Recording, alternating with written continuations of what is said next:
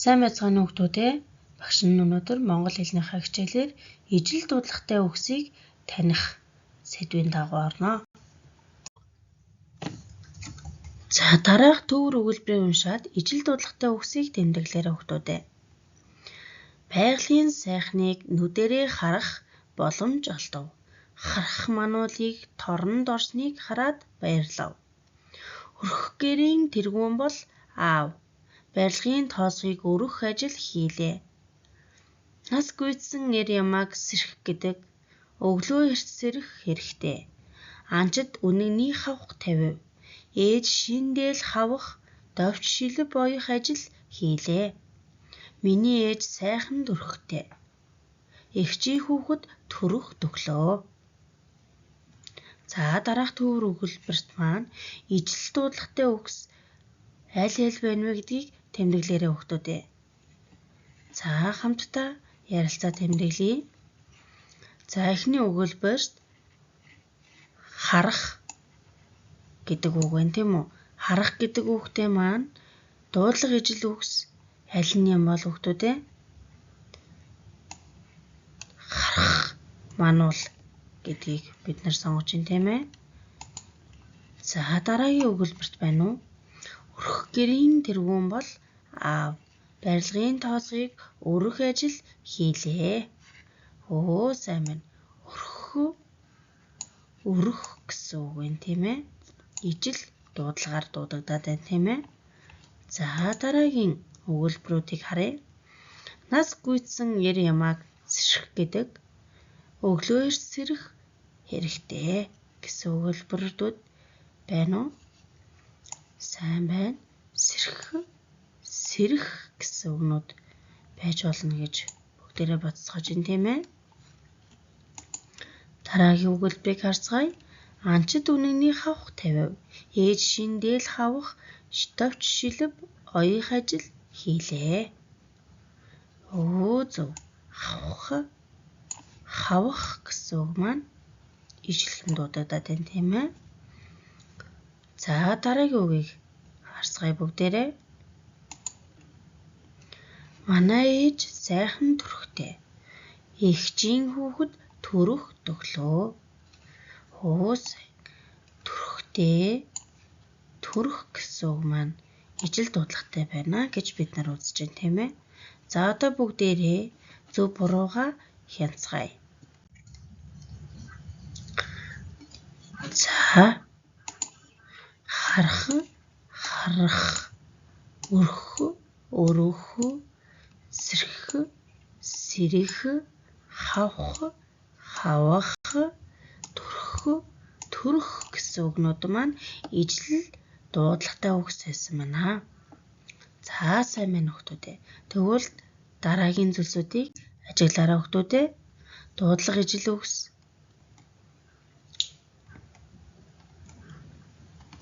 За ширэг гэж юу хэлээд байгаа юм? Ширэг гэж юу хэлээд байгаа юм бэ гэдгийг хамтдаа ярилцъя. Ширэг гэдэг маань зүлэг ногоог хэлээд байна. Зүлэг ногоог ширэг гэж нэрлэнэ.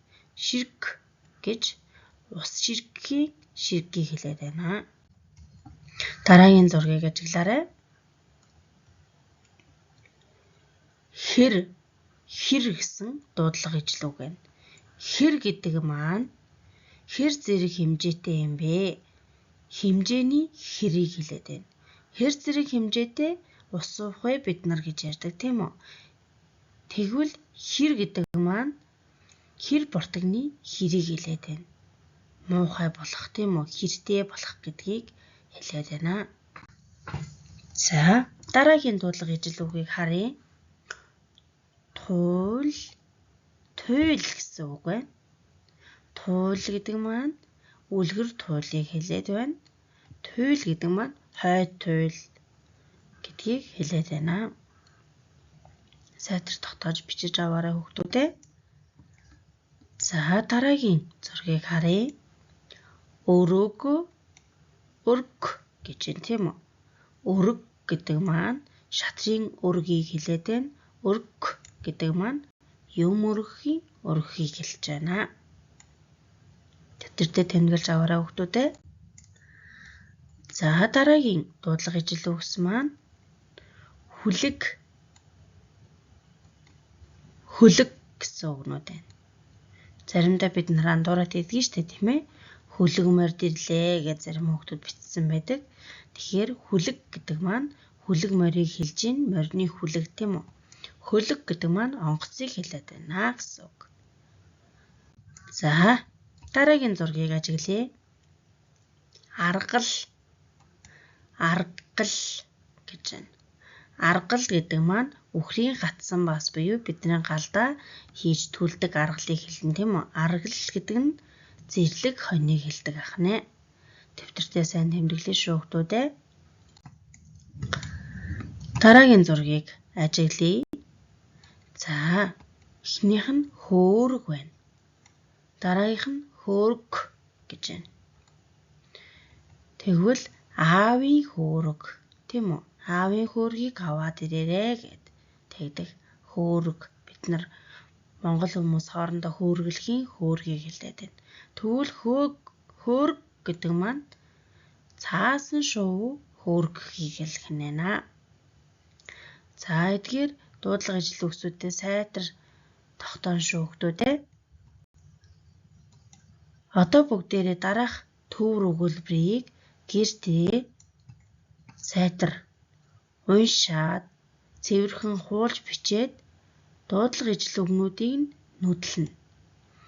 За мөн гэртээ цээжээр алдаагүй зөв цэвэр сайхан бичнэ.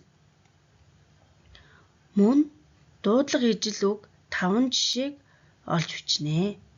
Хичээлдээ идэвхтэй оролцсон хүүхдүүдтэй баярлалаа.